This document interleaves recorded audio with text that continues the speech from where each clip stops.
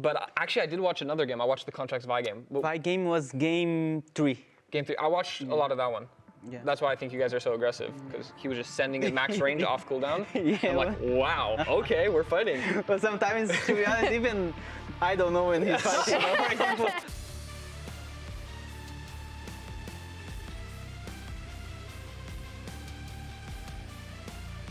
Welcome to the latest episode of Pros. I won't tell you what happened that has us all laughing, or at least me laughing, before the camera came on. I am pleased to be joined by Massu, Busio, and Seos. Thank you all so much for joining me. Victorious weekend for all of you. Congratulations. Thank you. Thank you.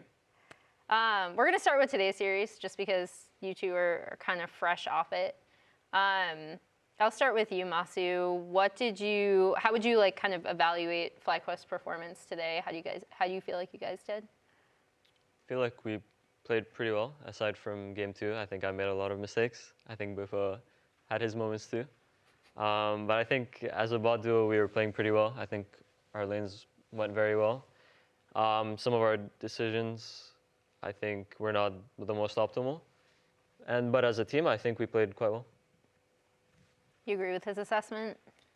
As a team, we were playing well. I was inting though, especially game 2. And as Massu said, my decision making was lacking. But especially in game 1 and 3, our lane was very, very stable throughout the early game into the mid game. So it was just a very easy series to play outside of game 2. And then game 2, I don't know what's going on.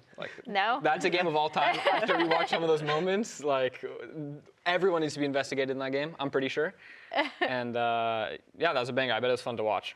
Well, we have someone here who also played a similar banger against you guys last split. I don't know if you remember, but there was also a 60-minute Senna game. Oh, Yeah. Senna, you're killing everyone outside of the screen. I just had 300 souls Yeah. at 60. Ah, yeah. I remember that game. I remember. I guess we'll start with, because Seos, you said that you ended up liking the Singed pick. Whippo kind of talked about it in his interview. I don't know if you two had a chance to hear his stage interview, but how it's something that analysts on the team have brought up of him playing previously, but this is oh, it's a good angle, haven't really practiced it. Talk me through what that draft conversation was like. Yeah, I mean, Bippo just does Bippo things, you know? He's like, I want to play Singed. And Nuktuk's like, but this champ looks good. And Bippo's like, I really think it's a good Singed game, but up to you. So after he drops the but up to you, it's Yeah, I think Bippo just hijacked the draft. Yeah. And we had no say. Even though he would be down to playing anything, he just thought Singed was really good, so he really wanted to play it. So he took over. Yeah, so were you guys just vibing after that triple kill happened? I'm vibing always when there's a Singed on my team. That champ is certified broken. The reason people don't like him or think he's troll is because he costs 450 blue essence. Most 450 blue essence champs, they're looked down upon, but they're pretty broken. They're season 1 champs or whatnot. So their kits are a little silly, but there's no way it's balanced. You just click a W and the person can't do anything. How is that balanced? So I was vibing in champ select already when you said it's a Singed angle. Does this happen often, hijacking a player, hijacking draft? Because Seos, you actually brought this up on desk earlier today, where we're what happens if you have a really good draft, and you're oh, we kind of say it's, or what happens if you have a really bad draft, and you're oh, we kind of say it's the coach's fault, but it's usually the player's fault.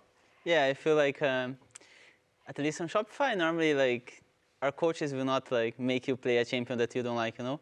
So if you feel this is a great champion, you should just pick it, you know. And if it doesn't work, it's fine, you know. You have more games. So you just blame the coach at that time and just blame the coach. No, but after the series, you recognize it's your fault, you know. Just middle of the series, you say, okay, coach's fault, but let's keep playing. You know, we have more games. Do you blame Revan or Tanner? Both. Both? I like that. That's good. Yeah. Who would you blame, Nuktuk or Mythy? Or Whippo, in this case, I don't know. If it hadn't worked. Usually I don't have a strong opinion, so I can't blame anyone because I don't have a strong opinion myself. But it's just gonna depend. Yeah. I have to delve a little in your history because I forget. I'm pretty sure I asked you in an interview about this afterwards, though.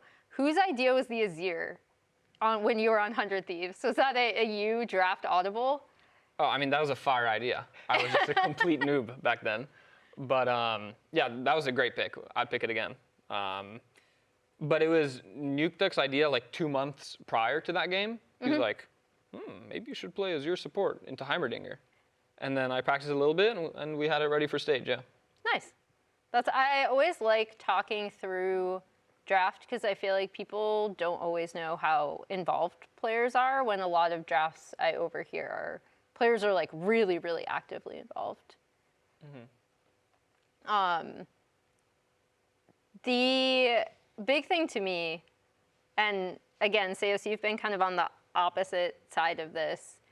Your team always manages to win somehow in these like really, really drawn out games. So like when you're seeing stuff like the Ziggs ult and the Ezreal ult just like wiping people out, how do you keep your head?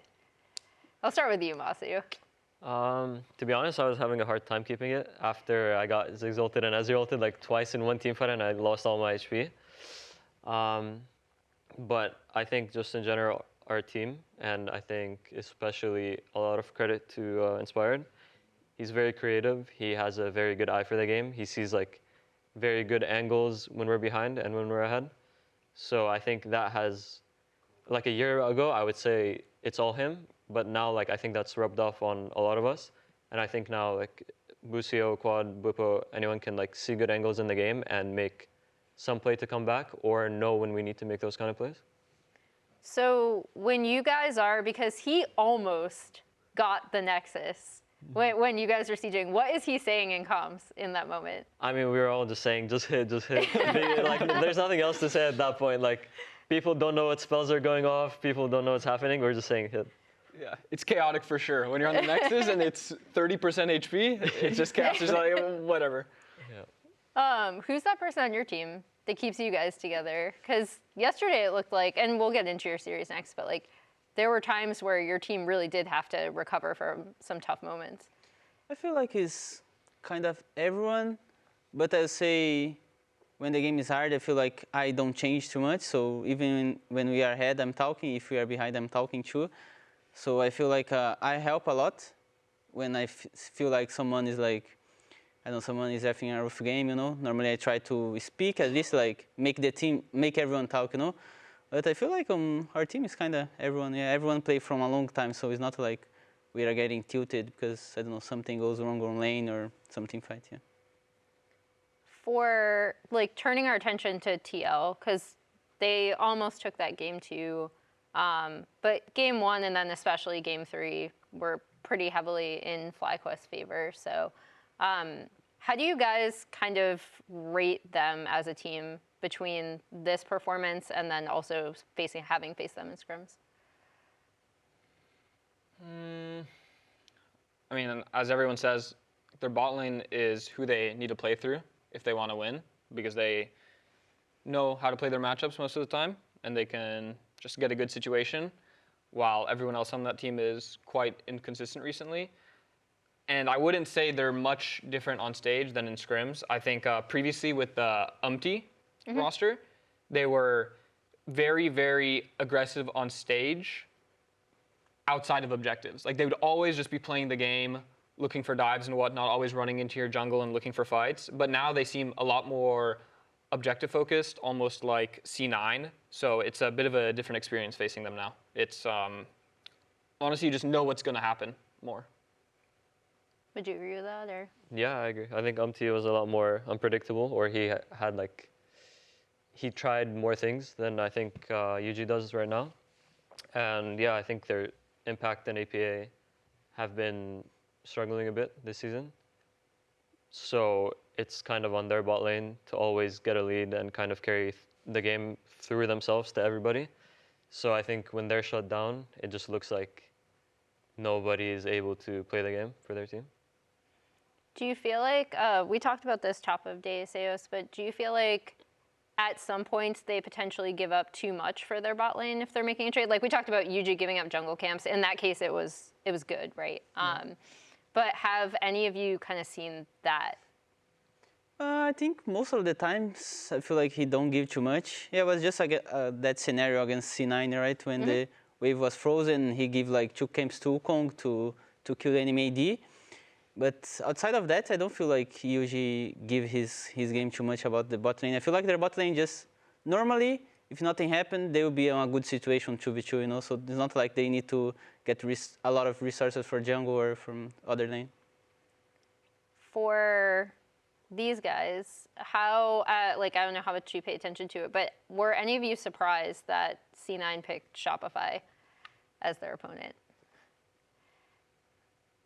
I thought it was a tough call because TL has been struggling recently, but historically they should be a better team while Shopify has been improving.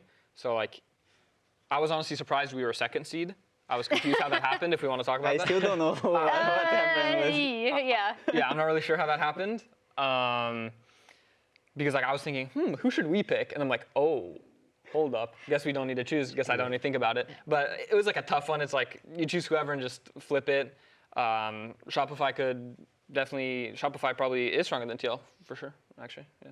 Yeah, So I feel like it kind of makes sense. I feel like their decision because we didn't play too well on the pick and play phase. I feel like against DSG, we lose one game, you know, even against Dignitas, we didn't play too well. And if you watch C9 against TL, it was kind of hard for C9, especially game 1 when like, yeah, I think Yon was playing Yunara. I think it was like 3K goals ahead. So the game was kind of hard for C9, you know. So I feel like they choose us because, you know, it was hard against TL, so they probably think it would be easier. Would you retroactively now have chosen Shopify Rebellion? Do you think? That's a hard question. I'd rather face TL because you know what they're going to do. Shopify is just running around and fighting all the time. So it's like, you know, you could definitely lose some games if there's some fights that don't go your way. While TL is a lot more, you know, they're just more methodical while you guys are just vibing, right? Yeah. We like fights. A lot of fights, yeah. Yeah, we just go and see what happens, you know, most of the time. I was gonna say, do you agree with that assessment in terms of? I feel like especially contracts, he looks for a lot of angles inside the game, you know, and a lot of times it's good angles, you know. So normally you just like kind of follow him, you know. And I feel like him and Palafox has a good synergy, you know. They play together for a long time, so they kind of know how each other like to play. And he likes to play picks that's like not only AFK farm, you know. He likes to play like something that can do something before like level 6, for example, or looks for a fight on early drakes or early grubs. So I feel like our aggressiveness is mostly like because of contracts, yeah. How has it been, because I'm going to transition into your series against C9 next, but how has it been developing your support jungle synergy with contracts? Because obviously that's something that's really important. Yeah, I feel like last split was hard, you know, because I am on a new team, on a new region, like everything was different compared to Brazil. So I feel like in the start, I struggle a lot about like talking about what I think about the game, what we should do, and how to like kind of think the same way with my team. But I think right now we already kind of figured out, you know, the way we want to play, and everyone agree, and we just improving on that aspect. Yeah. And you agree that answer is fighting.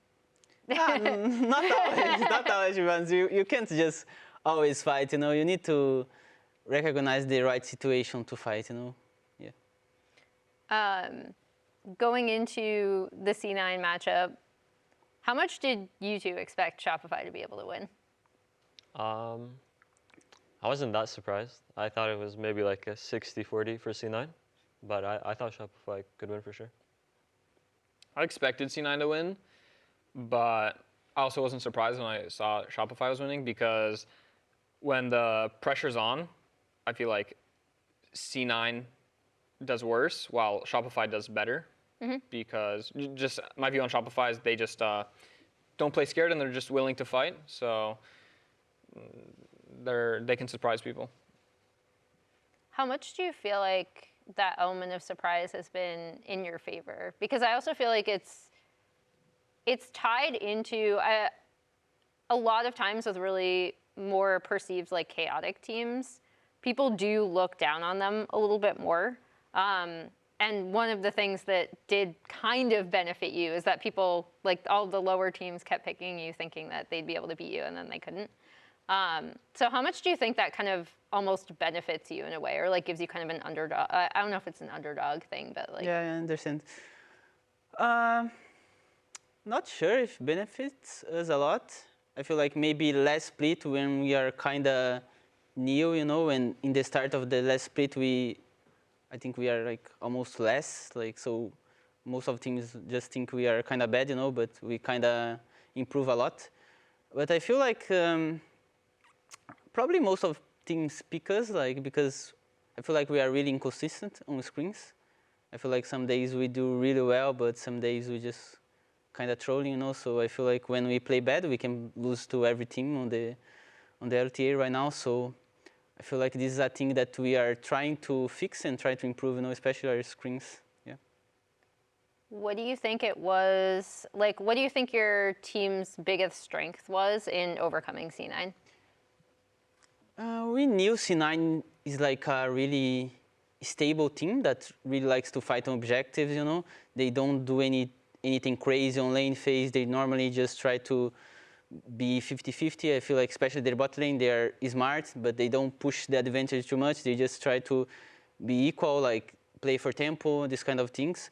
So we knew that we really need to focus on our team fights, on how we want to fight, when we want to fight. And I feel like we did a great job on most of the games yesterday. So I feel like that was the difference between now and the last time we faced C9. Yeah. How much were you two able to, because I never know how much people are able to see, were you guys able to see the C9 series, Shopify series yesterday? Or? We watched Game 5 on the couch. Nice. Together with Boba. But I didn't watch much of the previous 4 games. Yeah, we had scrims, so we kind of like watched sometimes in between. What did you think of overall Game 5? Banger. Was that when was Contracts playing Vi? No, he's playing Shinzao. No, it was Blabber playing Rexa. Yeah, it was the Rek'Sai game. It was the bot lane dive, like the early dive. Oh, I think that's tragic. You don't want to think about that. But actually, I did watch another game. I watched the Contracts Vi game. My game was game 3. Game 3. I watched a lot of that one. Yeah. That's why I think you guys are so aggressive, because he was just sending it max range off cooldown. Yeah, I'm like, wow, okay, we're fighting. But sometimes, to be honest, even I don't know when he's fighting. For example, on mid wave, he flanks Ziggs, right? He kill and Ziggs flash. Then I thought, oh, great, Yeah, right? Ziggs flash. Yeah, Ziggs flash. But then he flash you to the what the fuck is happening? I just need to try to go, but I was so far. Yeah.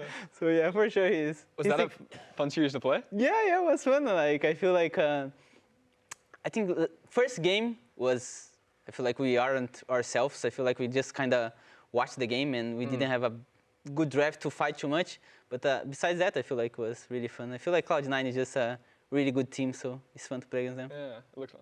Yeah. Do you guys think because on broadcast, we hammer home narratives a lot. And the big thing was kind of this idea of like a top 2, and then where does everyone else fit? Do you feel like that's been overblown, or would you have agreed with that going into this weekend?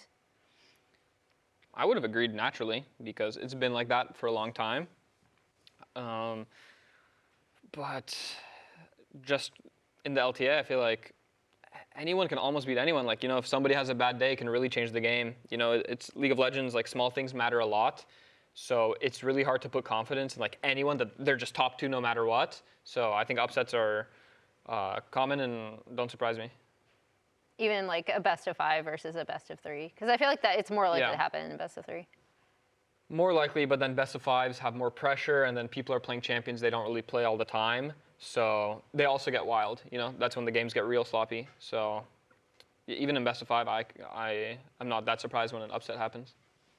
Massu, you'd said 60-40, so which is like I think pretty more even than I would have thought. A lot of people going into the C9 Shopify. So like, do you think there was a definitive top 2 and the rest, or do you think it's a little bit more even? I think at the start, or like in the middle of the year, I guess, not even at the start, us and C9 were kind of like the definitive top 2. But I think now, I think Shopify's gotten a lot better. I think Lyon always has pretty solid games, honestly. And I think TL, like, even though they're not looking good right now, I still like have hope for them. So I think right now there isn't like a definitive top 2. I think we can lose to anyone or beat anyone, and I think same with Cloud9. And I think there's just other good teams now. Nice. And then, yeah, obviously, we kind of talked about where people had put you, but like going up in your mind, was it still, oh, these two teams are obviously the best, or everything's a little bit more even? At the start of the split, yes, especially for the way the last split ended. I feel like when we play against Cloud9, we didn't, like, wasn't close. I think they just stomped us. So going to the split, I thought the US was flying C9. But I think right now it's way more even. I feel like Lyon improved a lot. I don't think they are like a bad team. I think TL, even though they lost today, I think they have potential. They have a lot of good individual players. So I don't feel like it's like that anymore. You know, I feel like it's more open now. There's been a lot of talk about best of 5 Fearless, and this applies more to your series than, because yours only went through 3 games. But when it gets into those like 4-5 games, how much do players' champ pools matter at that point? I feel like most of the times you just need to be confident on your pick, you know, because maybe you will not know how the draft will end up, you know, because there is a lot of champions bans. But normally on screens we are already practicing BO5, so you kind of can have an idea, but in the end you just need to be confident on different picks, I feel like. Yeah, I agree. You just have to press tab and like see what your champion does versus the enemy champs with your champs, and just kind of like have an idea of what you want to do this game and what your job is. And I think on stage, like a game 4 and 5 is a little different than a game 4 or 5 in scrims, because people are target banning on stage, while in scrims they're just doing general bans. So game 5 is definitely like uncharted territory, and you will be playing something weird, very likely. But the enemy's also playing something weird, and you just need to figure it out. And if you're not playing something weird, then well played to you. You just know everything. So good job. Well, I feel like, I mean, we've seen both of your teams do a really, like, handle that really well, right? So in that situation, how much does it matter focusing on yourself? Because, like, I feel like teams are always like, we need to focus on ourselves and what we do well, right? But the trick of a 4 or 5 game Fearless is that you can pick a comp that you're really good at, but might not go into their comp. So, like, what is that draft discussion like? I'll start with you, Massu. I mean, to be honest, especially like we don't discuss a game 5 draft before the series happens, and then once we're actually in game 5, we don't have that much time to discuss. So it's just kind of like, yeah, like they both said, you try to pick champs that your players are confident in. You try to pick a comp that makes sense, and then hopefully it's better than the enemy comp. And I think sometimes it can get pretty weird, but yeah. I want to transition into Lyon versus 100 Thieves first, mainly because every single one of you has said Lyon is better than what people think. And that's not, like, every player I talk to says that. So what is it about Lyon that is, like, tell the people why they are better than what we've been able to see on stage? For me, it's probably their carries. You know, Henna is quite strong, and so is Saint. And yeah, just scrimming them, they're pretty strong. Even like some of their stage games that I lose, I'll be watching, I'm like, how did they lose this game? They're in such a good spot. So maybe they're just having trouble being as consistent on stage. And that's why the fans might not see them to be as good as us players do, because, you know, they just have strong players. And yeah, everyone on that team is solid. You agree?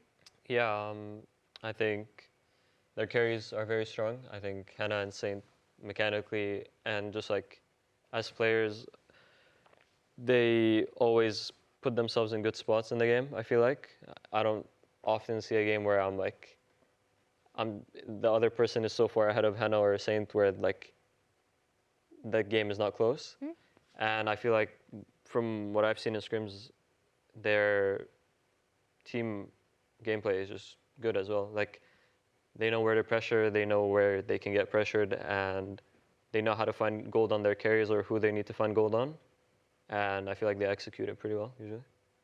Yeah, I feel like their early, their mid game is good. I think their lane phase is good too. Yeah, I think Hannah and Saint is pretty good, and I feel like the support in jungle, they play really well together too. I feel like they always find some good plays, good angles to dive, something like that. I think maybe late game sometimes on like mid-late game team fights, I feel like sometimes they're a bit lost, maybe because it's like hard to communicate, they have Koreans, etc. But I feel individually they are pretty good. By contrast, 100 Thieves, a team that like, even when they were further up in the standings, it felt like every player I talked to was like, man, but you got to see their scrims because they're wild. Now with Dhokla coming on as a sixth man, like, what is your expectation of 100 Thieves based on what you guys have seen from them in scrims?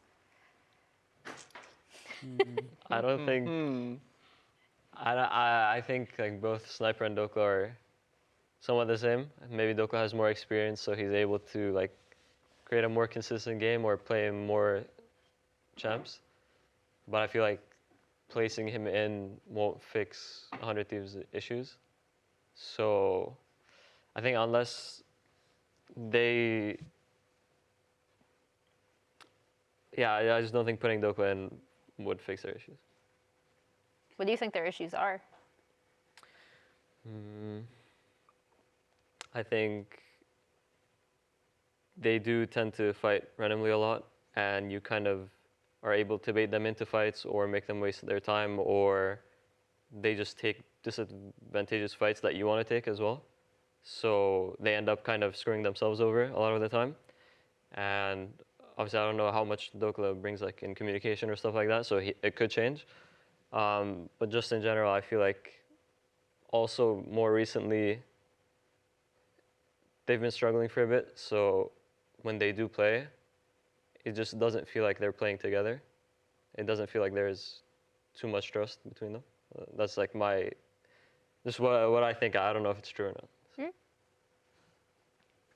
not. For me, I think like when I come here, when like I didn't know 100, I feel like they just go for some crazy angles, and if you are not ready, it will work, and I didn't know them, so I was thinking, whoa, what the fuck is this, if I'm there, they would kill or they would die or something, but I wasn't ready, but when I keep screaming against them, playing against them on stage, I just feel like if you are ready for like some crazy angles, like some late contests that they like to do a lot, they will probably just die or just like lose time and we'll get nothing, And right now I feel like just individually they are not as good as they are last split, so yeah.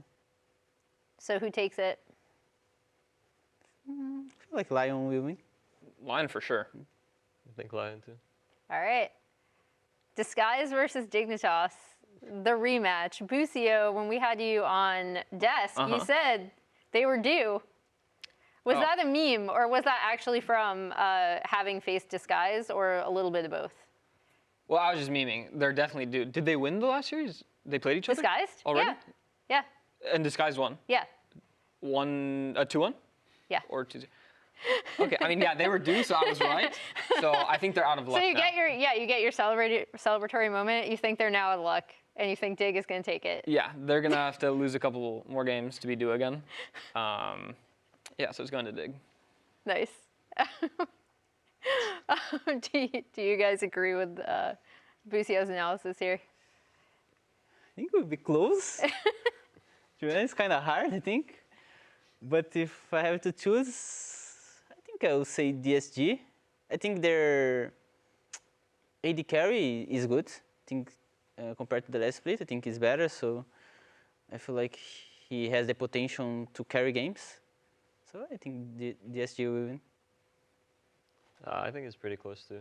I think either team could win. I do agree Rahel is pretty good, so if he's in a good position to carry, I think they could do it. But sometimes, he just goes crazy sometimes.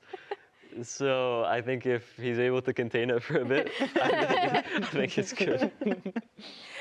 So usually it's like always the supports talking about like containing the ADCs, but you say Rahel needs to contain Huhi this time. I think in that relationship, yeah. Nice. Just in general, yeah. Like, so you guys, these teams are pretty evenly matched. DSG did beat them when they faced off last time. Is there anything you've seen in scrims from either of these teams that would like give the edge to one or the other? Oh, my experience, DSG is doing better than Dig on screens, but we didn't screen a lot against both. But I just feel like when I play against DSG, they are like mechanically better, a little better than Dig. I feel like, and especially I think Rael, he's like he don't do anything crazy. I think he's just solid. You know, it's hard for you to like put him behind. And he will be stable in the game, he will farm well, and he can do well in team fights. So that's why I edge DSG. And I feel like Dig's like a bit more, they do a bit more random things, I feel like. All right, we'll move on to, all of you are bot laners, so we have 2 supports and 1 ADC. I've heard to varying degrees that it is a bot-focused meta from a lot of people. Would you guys agree or disagree?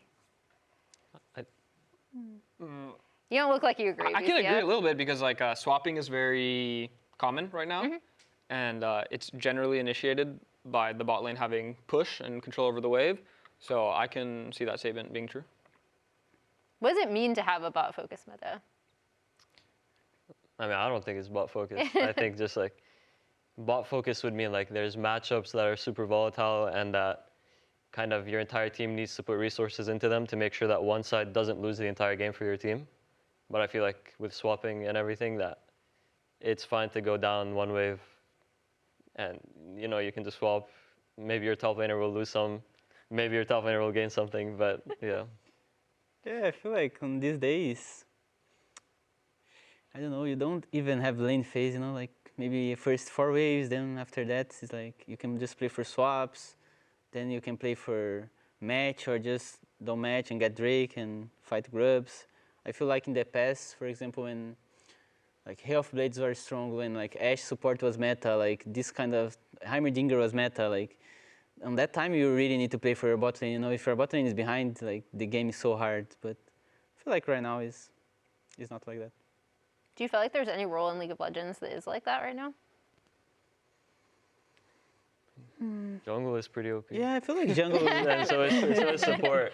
So I don't know. I think when those roles like they have like a time advantage or they have item advantages or they're able to be somewhere first, I feel like they will always influence the game more than the other roles. Do you guys agree? Support's OP?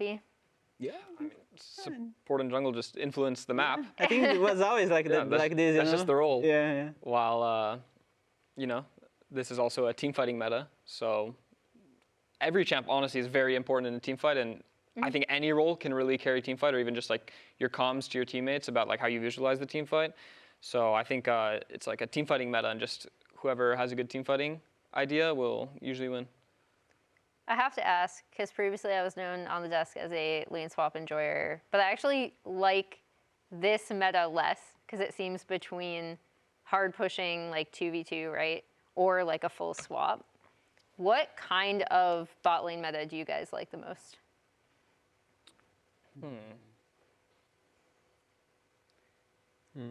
I like this meta a decent amount. The game is pretty dynamic with what you can pick. As Massu said, like since there's lane swaps, you can get out of bad situations in your lane. So you can pick honestly whatever you want, and then it just comes down to team fighting, and team fighting is pretty fun. So I enjoy this meta. While like previous metas, like Seos was saying, like the Halo Blades meta, Ashe Heimerdinger, Yeah. it was fun because it's like so focused on the micro of early laning, but like the game can really be decided in the first couple waves, and then the game just doesn't feel as balanced because you just have to index all your brain power, all your practice into like this one aspect of the game rather than just the whole game flowing as it does now. Yeah, like this meta too, especially because of the introduce us fearless, right? So I feel like right now you can play, yeah, whatever you want. You know, you have the opportunity to do some weird picks that you think is good. You can try, and I feel like in the past was, you know, a lot of metas you can play like just 5 champions in the past, and you are good, you know. But I feel like right now you can do more things, yeah. Yeah. Do you agree? You want to go back to hyper carry meta? No, I agree with both Seus and Busio. I think the meta is so versatile. I get to play a lot of champions, so it's pretty fun for me. I would like to play, like, I think before, I don't know how long ago, I think it was like Swain, Vladimir, Mage's Oh, Wall. yeah. Yep. That would be fun if it's playable, but Busio's like, no. right now the meta is pretty fun for me. Yeah, I like it. How's his Swain? I've seen it in Arena, and he was doing pretty good. Like, he was always eing people into the pillars. Nice. So I think he knows what he's doing. You guys play Arena a lot to warm up, right? Yeah. What do you like so much about it? Well, it's good for warming up, as you said, and Yeah. it's good for warming down as well. Like, after you scrim, you have to play at least 3 arenas, or else you're going to forget everything you learned. It really just helps cement the mechanics and, like, game theory. Why are you laughing? So it's just... How?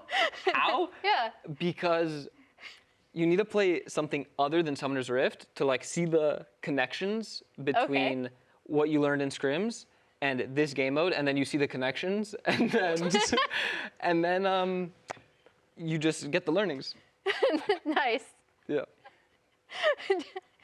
Seos, you said you don't play a lot of Arena. What do you do to get the connection? As Busio said. I mean, I just play League. normal ranked games, yeah. I don't do anything different. Just when I don't have time, then I play Arena or Aram or something. That doesn't work. Maybe you are a genius. Because, like, when game 5 Fearless comes and I lock in Zach support, you're not going to have a good idea of my cooldowns because you can't access the internet and look up the cooldowns. But if you play Arena, you just know everything about every champion because you click Bravery and you're playing a new champ every single time. So it's very important because of Fearless, I would say. Yeah, I think you are a genius, yeah. Yeah. I will start playing Arena. I think I will come B-boy and let's go. We'll invite you. 11 a.m., get in our lobby. Oh, so you You guys have guys like have a a lobby setup. every day? Yeah. Before scrims and after scrims. The entire day. Yeah. And in between games of scrims. Wow. What is the most OP thing you've ever seen in Arena? What's the most OP strat? I mean, there's many OP strats, but I'll give you a fun strat. So you know Okay. how Tompkins' Q range scales with his size? Yes. I got Heartsteel, Goliath, which makes me bigger. And then I went True Shot. No, what's so it called? The hard. Skilled Sniper?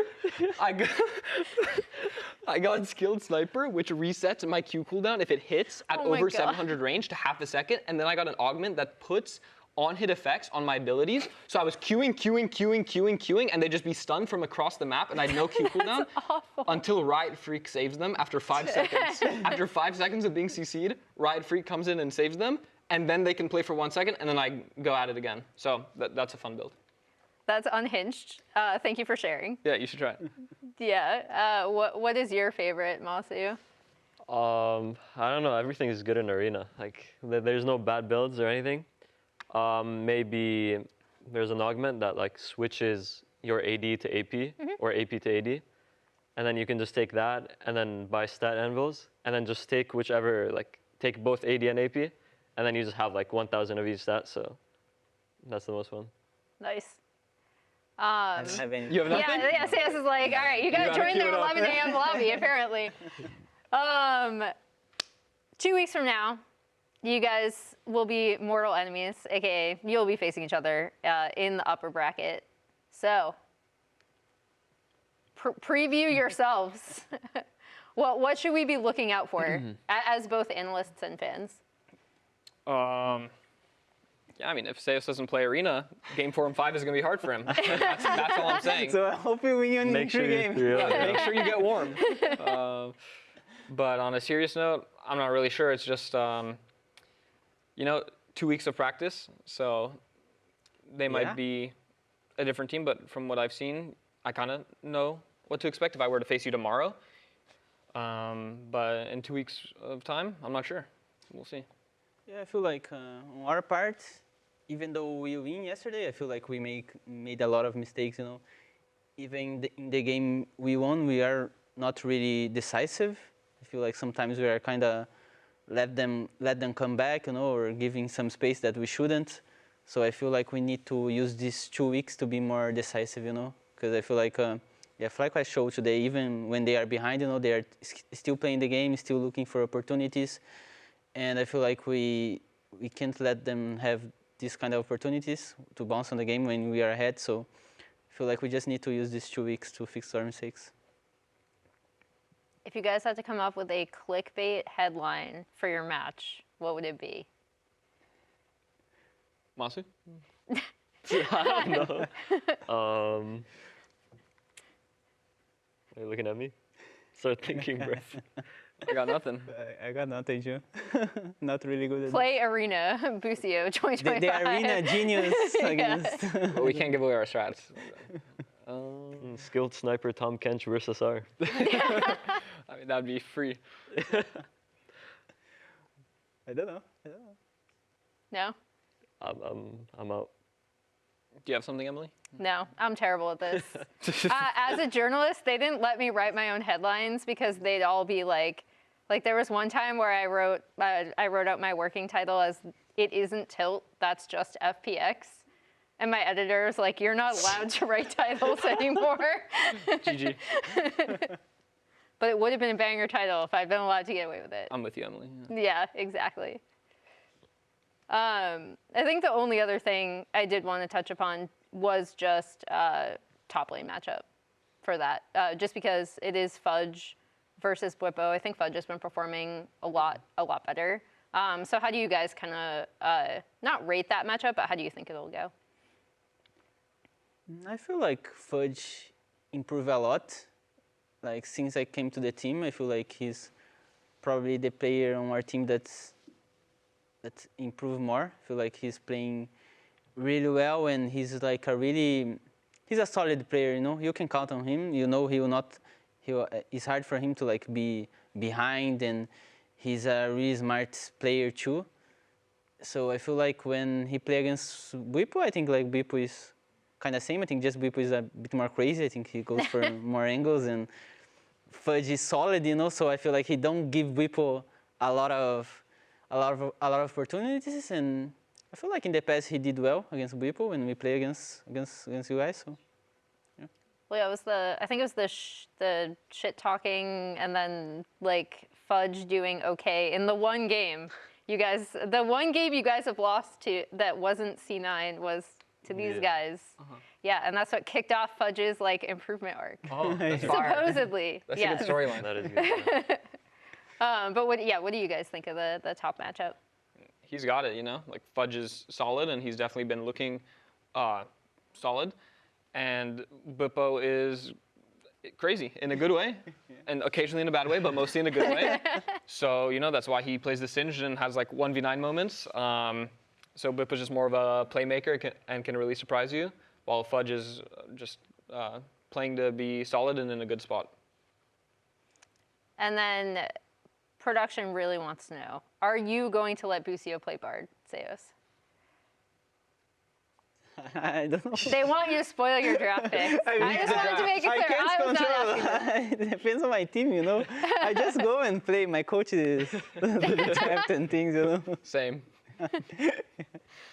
We'll leave it at that. Thank you so much, all. Thank you for watching Pros on YouTube and listening on Spotify, Apple Music, or wherever you get your podcasts. We will be back next week. Thank you to my special guests. Have a good one. Bye. Bye-bye.